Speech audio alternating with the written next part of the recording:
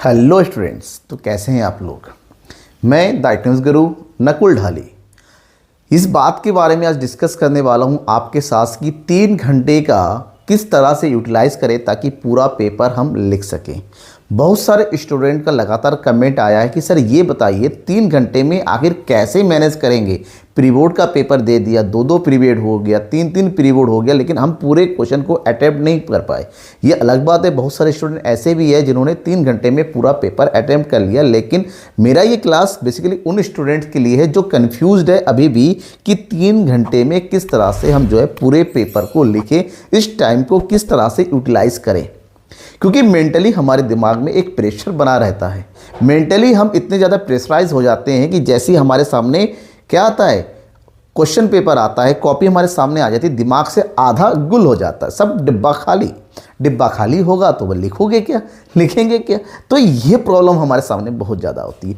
तो घबराना नहीं है, वीडियो को इत्मीनान के साथ, खाली मन के साथ गहरी सांस लीजिए और मेरी बातों को ज़रा ध्यान से सुनिएगा और अप्लाई करेंगे तो फ़ायदा ज़रूर होगा कि किस तरह से हम 3 घंटे में जो साल भर पढ़ा है, लंबी चौड़ी बुक, मोटी मोटी बुक में हजारों क्वेश्चन के आंसर, छोटे आंसर, बड़े आंसर, मोटे आंसर, चौड़े आंसर हमने पढ़ा है। कुछ याद है, कुछ याद नहीं है, कुछ हम बना के लिख सकते हैं, कुछ हम जो है सही सही एकदम लिख सकते हैं। लेकिन उन सब में हमें सबसे ज़रूरी है 3 घंटे को मैनेज करना। किन क्वेश्चन को पहले करें, किन क्वेश्चन को बात करें, तो ध्यान रखिएगा कि 3 घंटे में ही हमें सब कुछ करना है जो हमने साल भर में पढ़ा है।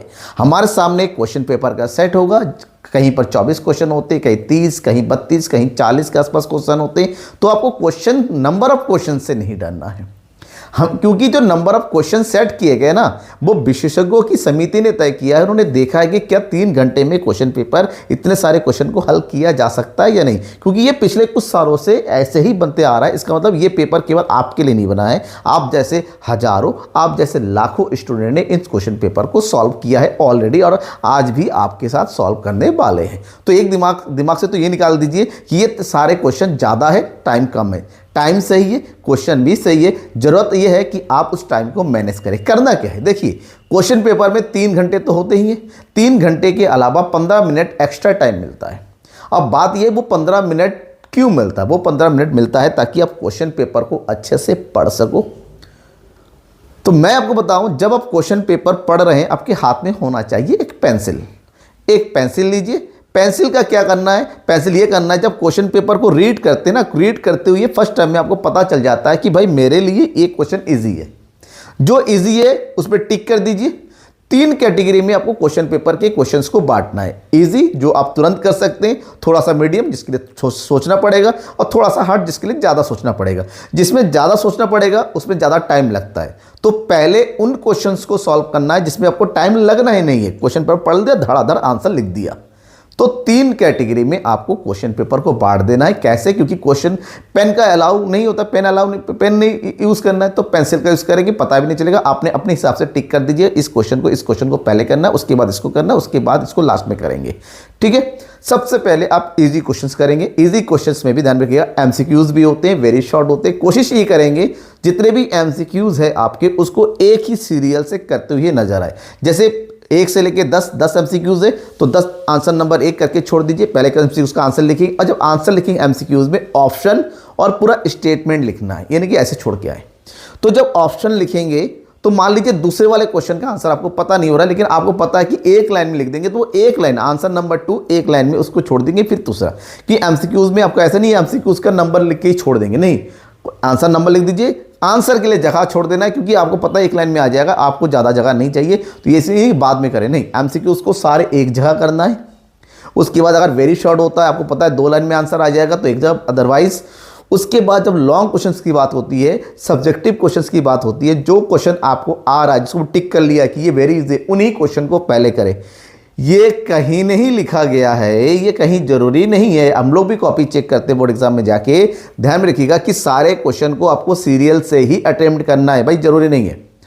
उन क्वेश्चन को पहले हाथ रखिएगा जिस क्वेश्चन को आप इत्मीनान के साथ तुरंत लिख सकते हैं, आपका टाइम वेस्ट नहीं होना है। सबसे पहले उन्हीं क्वेश्चन को बस जब आंसर लिखेंगे, आंसर नंबर आपका क्लियरली वहां पर लिखा हुआ होना चाहिए। सारे क्वेश्चन को आंसर नंबर इतना है, आंसर को कोशिश करेंगे जो आंसर लिखेंगे लॉन्ग में हेडिंग, सब हेडिंग, पॉइंट बना के लिखेंगे तो आपको अच्छे नंबर मिलेंगे। तो पहले राउंड में इजी सॉल्व हो गया। दूसरे राउंड में मीडियम जो क्वेश्चन लगता है थोड़ा सोचना है, सोच के आंसर लिखते रहिए। लास्ट में जो क्वेश्चंस बचे हुए जो हार्ड टाइप के क्वेश्चन है, आप लोग इसको अलग रख के उस क्वेश्चन पे हाथ लगाएंगे। होता ये क्या, कभी कभी हार्ड क्वेश्चन करने के चक्कर में हमारे इजी क्वेश्चन छूट जाते हैं, बाद में हमें पछतावा होता है। ऐसा नहीं करना है, पहले इजी कर लिया, फिर मीडियम कर लिया, लास्ट में हार्ड।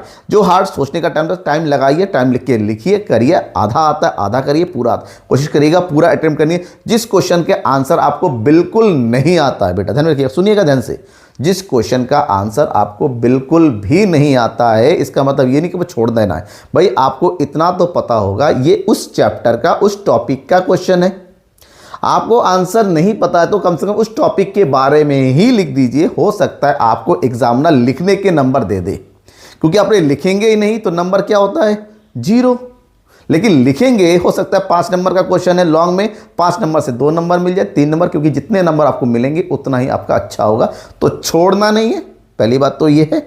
और दूसरी बात ये है, जो भी आता है उस क्वेश्चन से रिलेटेड वो लिख देना है। समझ में आ गया ना, दिमाग बात समझ में आ गई, दिमाग की बत्ती जली ना आपकी कि आप 3 घंटे मैनेज कर लेंगे ना। बिल्कुल, कोई भी डाउट होता है कमेंट बॉक्स में डाउट कमेंट को लिख के बताइएगा, सर अभी भी मेरे दिमाग में ये कन्फ्यूजन रहेगा, जरूर बताइएगा। पर्सनली मेरा व्हाट्सअप नंबर भी दिया हुआ है डिस्क्रिप्शन में, जाके वहाँ से व्हाट्सअप लेके मुझसे मैसेज भी कर सकते, कॉल मत करिएगा। ठीक है, थैंक यू एंड बाय।